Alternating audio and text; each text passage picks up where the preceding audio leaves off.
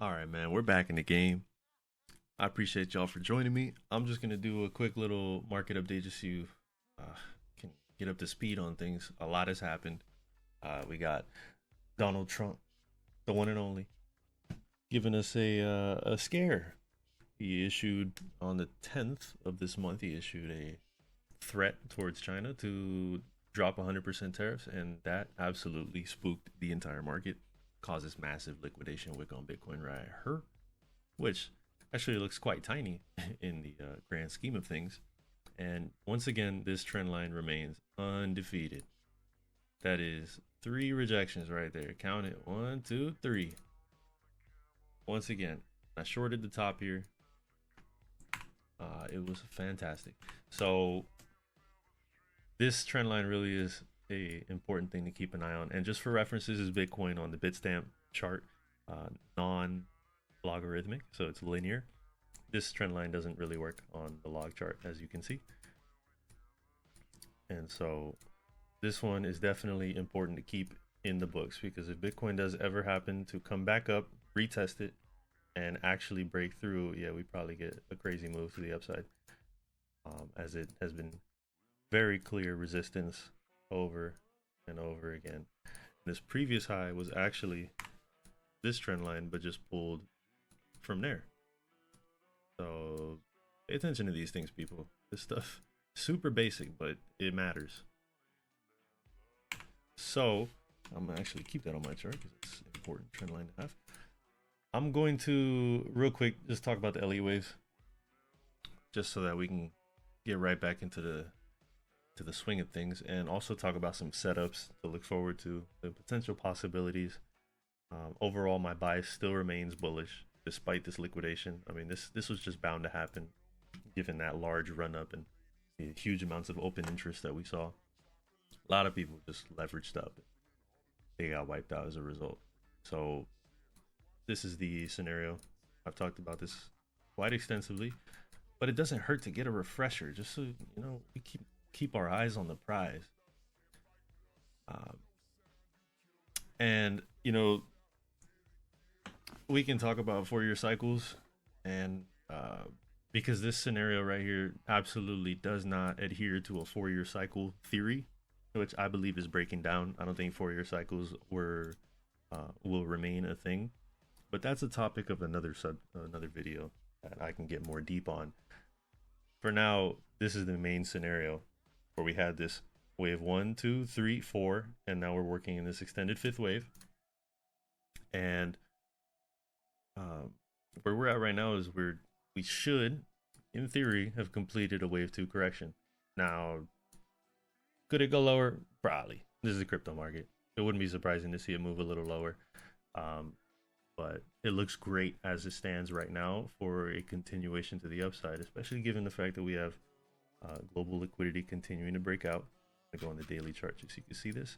As global liquidity is offsetted by 90 days ahead, and has been quite a good predictive tool for the continuation of the trend here on Bitcoin, as well as many other risk on assets like the S&P 500 and precious metals, that sort of thing. So it has broken to the upside. We were watching this consolidation range for a while, and price happened, global liquidity finally happened to break up out of it, and now we're in a new range right here.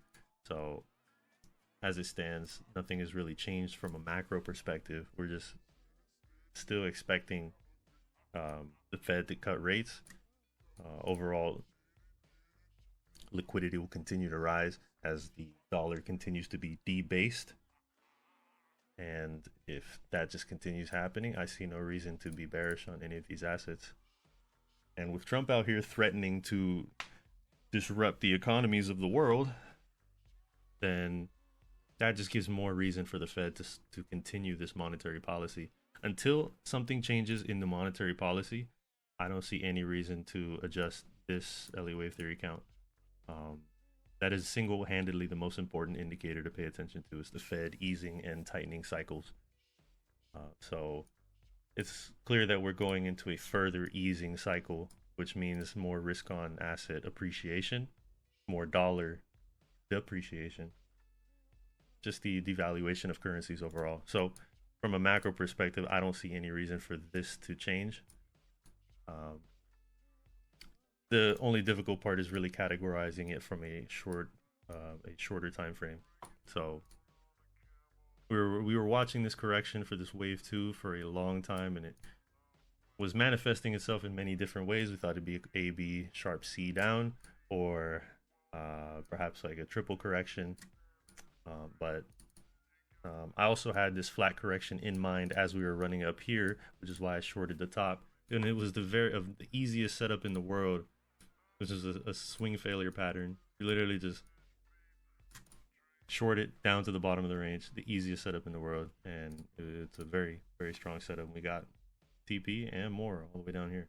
So this actually turned out to be an expanded flat. Expanded flat, very simply, is just an A wave down, a B wave that breaks this previous high right here, this one right there, and then an extended C wave to the downside. That's a 3-wave move down, a 3-wave move up, and a 5-wave move down. Now I have it marked here as a 1, 2, 3, 4, 5 because I had incorrectly done that. It's supposed to be like that, be an A, a B, C, with the sub micro degree, something like that. And so this looks great for a 3-wave move down, 3-wave move up, 5-wave move down. The only issue here is that on this particular exchange that I'm looking at, this 5th wave has yet to terminate below the liquidation wick. So that is particularly concerning, but it's not unheard of, because in the Elliott wave theory there is this idea of a truncation where the 5th wave comes up and it actually fails to break the wave 3 top, and it's quite uncommon, but it's something that happens. One thing that I do want to show as well, this is us looking at the Coinbase chart now, which arguably is a pretty high liquidity share of the market, so it's quite a valuable one to look at. We can look at Binance afterwards as well. But the point of this, I bring this chart to you just so you can just take the quick little look at this, right? We had this A wave down, B wave up, C wave down, and this looks like a 5-wave move, right? You can say it's a 1, 2, a 3, 4, and a 5. And this liquidation wick, you can see it didn't come nearly as low as it did on this one. This one stopped at 101. This one stopped at 107. So on some charts, you have this liquidation wick low actually breached, which gives us that 5-wave structure. The way that I have it categorized on this one is just a triangle correction here for wave 4 and a truncated wave 5. And now we're working into this upside move that should break all-time highs and go towards the moon in an ideal scenario. There are obviously some potentialities of a more extended correction. It's not too surprising to see something like this develop into an even deeper double correction, so turning into like some sort of WXY, getting even more bearish. And it wouldn't be so surprising, especially considering that this first run up here was a very uncertain leading diagonal. These leading diagonals tend to correct quite sharply. So anything within that 618 to 786 range down here is possible. And so this is something to keep an eye on. Like, don't shit your pants too hard if it drops this low, because it probably can still moon afterwards. If we take a look at the 350-day moving average, this is going to be a cause for concern for a few people. I guess myself included, because this has been the bull market support band for a while. So anytime price has gone below this band for a little longer than it should have, it has resulted in these bear market scenarios. And typically, best way to look at it is, and I learned this from Ben Cohen, which is anytime you have a 2 weekly closes below this 350-day moving average, and I'll show you, narrow it down right here. So right here you have 2 weekly closes right below it, which is these two. that confirmed it. Um, in this case, it didn't. But 2 weekly closes somewhere around here confirms it. They get this bear market. Um, this is something to keep an eye on. So ideally, if we do get one of those bearish scenarios where this turns into some sort of WXY, I'd like to see it be a quick wick. I want it to hopefully resolve within a week or 2 candles. You know, something kind of like what happened on August 5th, like this. So this is something to keep an eye on as things progress. But overall, the macro structure remains intact, in my opinion, just given the data and the direction of the central banks of the world. Also, the fact that gold is running up, which typically precedes bull markets. All of these kind of things seem to be pointing to a break in the 4-year cycle narrative, and just a new paradigm shift happening in which we have a more structured run up until whatever next crisis happens and causes the Fed, central banks around the world to start issuing massive amounts of liquidity into the market, mechanically driving prices higher on these assets. Could be World War III, could be some other bullshit, another pandemic. So see. Either way, I still remain bullish on these assets for the most part, and I will be buying any dips that keep dropping down. I will also continue leverage trading to hedge those long positions as well. So I'm just gonna show you a few setups that I have, just because it helps give some context. So I do have this. I did take a long on Bitcoin. I actually took a stop on it. Unfortunately, I was hoping it would not retrace so deeply, but yeah, I had my stop loss just above there. But it happens. You take losses. I am long on Ethereum. Once again, I want to remind that of this bullish scenario, right? If the low has been officially established right here, you want to be exposed to a move past all-time highs. And so, Ethereum, I have this long taken right here, and this chart is just full of shit. It is stacked. So we do have this trend line right here to worry about. It only has one touch, so it might not be valid, but this is something to pay attention to as a potential resistance area.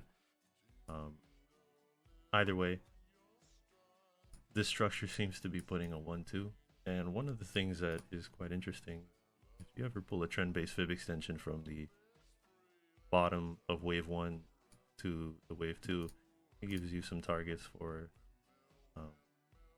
where to look for price to move next. 7,500 for the top of this wave 3 is quite reasonable. The 1.618 is actually all the way at 27,000, which is quite diabolical. And hey, that happens. Shit, good. I should have bought some ETH, but I like to keep things quite conservative with my leverage trades, as I have round trip gains quite a bit. So I prefer to risk manage. So either way, I'm long here, and the position's moving quite nicely. And I will be taking first set of profits right here. In case we get a rejection at this 618, maybe some sort of like sweep. I do have a lot of stuff on the chart, so I apologize. We do get this sweep here and it turns into a swing failure and price ends up collapsing down, then I do want to be exposed to the downside. So I will be taking some profits off of this move and also shorting maybe on some other chart, maybe like Doge or something. We'll look for the setups as they present themselves. These wicks, as you can see on the exchange that I'm trading on, all these wicks make things quite complicated, especially trying to look for fib-based confluences. It's definitely been mudding, throwing some mud in my trades. I actually got one of my shorts front run here on Bitcoin. That was quite sad, but nonetheless, that's pretty much the game plan for the most part. It's always important to keep in mind that these, the other scenarios that I mentioned, and especially when leverage trading, always having a defined risk with a defined stop loss, so you're not blowing up your account. So I'll be taking trades for the bearish scenarios as well, just in case they actually come. As over here we were thinking, oh wow, all-time highs might actually come. And so that short that I took all the way up here was an ambitious, let's see if we get a liquidation thing. And that's exactly what happened. So that short position, you know, it could seem like something that's out of this world when you take it, and you know, it's sometimes they end up being the big winners. So it's always important to take trades that you think you might lose, just in case. So we'll look for, very simply, like a little sweep of this high right here. That could be a pretty simple setup, and using this previous pivot as a stop loss, defined stop loss, and then you can target the low right here. It's a pretty reasonable spot for price to bounce at next if we get a a fifth wave conclusion like this, because this fifth wave can't extend here. It may not have terminated right there. It could just extend and go for another low. So that's one of the scenarios to look out for. And there's a lot of scenarios that you can present when trying to trade, so it's important to narrow things down to the highest probabilities, and that's what I hope that that's what I've tried to do here today. So hopefully this makes sense for the most part, and I'm gonna cut it right here. Appreciate you guys for sticking through the whole way, and yeah, if there's anything you want to see, any value that you feel you got from this, and like, shoot it in the comments. Let me hear it. You guys know my DMs are always open for questions. I'll take whatever you got, especially if you know me from Telegram or Discord or wherever. So you know where to reach me. I'm gonna cut it. Appreciate you guys. Take it easy.